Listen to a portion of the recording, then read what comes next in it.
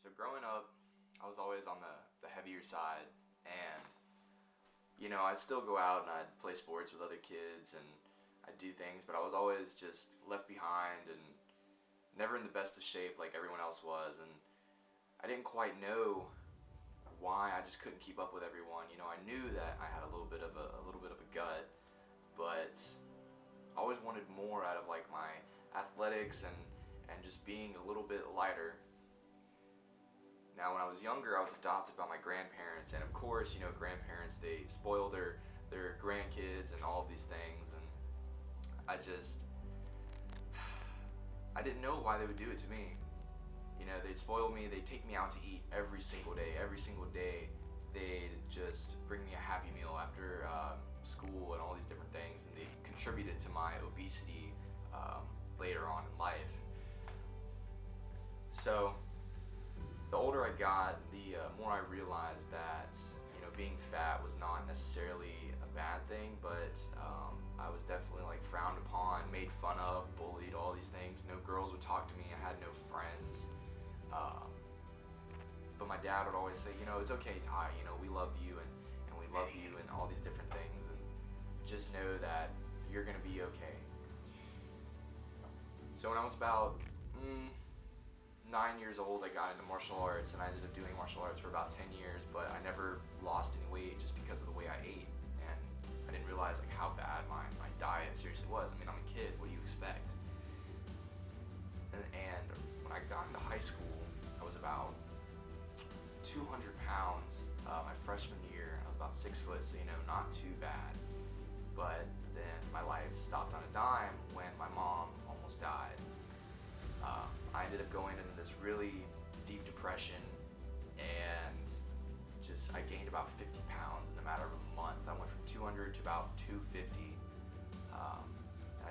It was so bad. My chest would hurt when I'd lay down and I'd sleep and all these different things. And I didn't even realize like what I was doing to myself in the long run. On July 28th of 2014 is the first time I got a gym membership.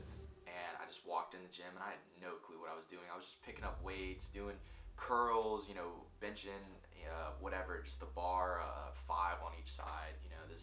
This massive guy who's obviously obese just walks in the gym and he's just doing whatever. I look like an idiot. I had a girlfriend at the time, and she didn't make my life any easier. She would just tell me how fat I was and just that like I'm disgusting and all these different things, and made me feel awful about myself all the time. So that's when I discovered how much information is on the internet and YouTube and just all these different resources that I have. And so I started from 250, and in a matter of 6 to 8 months, I lost 70 pounds. I got down to about 160, 170. But like I said, I had no clue what I was doing. So I lost any muscle that I had, was gone. I was just skinny fat. So there I was in another predicament right there. And it was really hard because I didn't understand that no matter what you do in life, you're always gonna have people who are naysayers and say bad things about you. And it really hit me hard, and I felt so insecure, so I started eating again and eating again and eating again. So a lot of things happened in that 6 to 8 months. I found my biological father, discovered this whole family that I had. They were super accepting of me, super loving, and supported this whole weight loss journey I had embarked on. And luckily, my stepmom, she was a retired pro women's bodybuilder, so she was able to educate me on nutrition and training and all of these things, and I can't to this day thank her enough for that blessing that she basically gave me, just handed it to me on a platter. So after I lost all the weight, I ended up doing this thing called a carb depletion, which is what you usually do for a bodybuilding show. And I was trying to keep myself in the right state of mind, but all these things ended up happening. My dad ended up breaking his back. His L1 and L2 discs were completely crushed. And this man, he was almost 65 years old. So you can imagine, he was getting up there in age and his health just wasn't the best. But it drove me, seeing him struggle and just watching him every day with his brace on, still trying to go out and do things, it drove me just to better myself as a person, and want to live a healthier lifestyle so I didn't end up like that when I was his age. So I get down to roughly 153 pounds at 6 foot, so that's obviously very unhealthy, but it taught me that I don't want to live this way, I don't want to be unhealthy, I don't want this, and I don't want that. So I started bodybuilding seriously at the end of my sophomore year of high school. I would go to the gym as soon as summer started. I'd wake up at 4 a.m., I'd go to the gym, I'd lift hard, I'd do whatever, I'd come home, I'd eat, I'd go back to sleep because I didn't have a job, and I'd get up and go to the gym again. And my parents fully supported this lifestyle, so until I got a car, they drove me to the gym. My dad, with a broken back, drove me to the gym every single day at 4 a.m. and roughly 7 to 8 p.m. So life was good. Life was easy that summer. Junior year rolls around, I come back to school and nobody recognized me because I had just built so much muscle. They said, "Oh my God, look at Ty, he's gotten massive, he's gotten this, he's gotten that." But of course, I still had the haters. "Oh, he's taking steroids, he's doing this, he's doing that." I never even thought about taking steroids. I mean, I just basically started lifting seriously. And so I just went on through my junior year. I ended up dieting down to about 175 pounds, and I was looking all right, nothing like to step on stage or anything like that. I didn't even consider competing until this year. So that summer comes, I lift, I bulk up, do whatever. Senior year rolls around. Senior year is a little different. That whole summer, my dad had double heart failure, renal failure, all these different medical things happened to him, and he basically almost died while he was in the hospital. And he was my best friend, and all these different things. He was the person who was able to take me to the gym when I didn't have a car. He got me my gym membership. He helped pave the way to change my life, because if he had never done those things, I wouldn't be the person who I am sitting in this chair right now. So senior year comes, the first couple months are cool. I'm living life, I'm doing whatever, I'm just having a good time. And then after our winter break, on January 2nd at 8:31 a.m., my dad was pronounced dead. He passed away in his sleep, and life just kind of like hit me all at one time. Like, he's gone, my best friend, that's it. It's over, he's gone, he's not coming back. And from that point on, my life is just, I've not felt like the same person.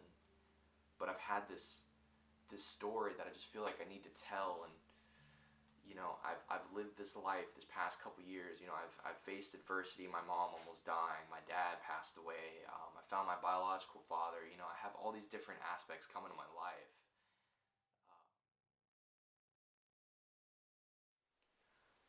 So with my dad's passing, I just thought to myself, well, life is too short, so I've decided that I'm going to compete when I'm roughly 20 years old, so in the next year. But when I step on that stage, it's not going to be for me. It's not going to be for my own, self-worth or whatever you want to call it. Like, it's going to be for him, because that's all he wanted me to do.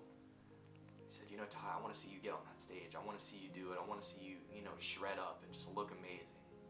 Every day I'd walk in from the gym in the last couple months of his life, and he just asked me, "Oh, what'd you do today, bud? Did you deadlift 500 pounds off the floor? Did you bench press, whatever? Did you work hard enough?" And the days I'd come in and I just knew it wasn't a good day, he said, "You know what?" He said, "You need to just change your attitude." He said, "You need to go in that weight room and just get it done." These past couple months have definitely been difficult, but I've learned a lot about myself. And just going throughout my days, just the quietness in the house, just things haven't been the same. But when I go to that gym, when I step in there, I leave everything at the door, and I feel him with me. The first couple days of his passing, I didn't sleep for almost 48 hours, and I just went to the gym and I was doing bad things. I was just taking like pre-workout with no sleep, so I just stay up. And obviously that's not a smart thing or healthy thing to do, but I was doing incline dumbbell press with the 100-pound dumbbells. And usually for me it's a little difficult to get them up. I always need somebody to spot me, but no one was in the gym, and I kicked the dumbbells up, and I felt my dad's, he had very big hands. His hands just pushed them up for me, and it scared me because I didn't know. It was like nobody was there, but I realized what it was. He was there, and he's with me in there and out. And everything I plan on doing from this point out is going to be for him. The only thing you care about when you're trying to breathe is to get some fresh air. That's it. And when you get to the point where all you want to do is be successful as bad as you want to breathe, then you'll be successful. And I'm here to tell you, number one, that most of you say you want to be successful, but you don't want it bad. You just kind of want it. You don't want it badder than you want to party. You don't want it as much as you want to be cool. Most of you don't want success as much as you want to sleep.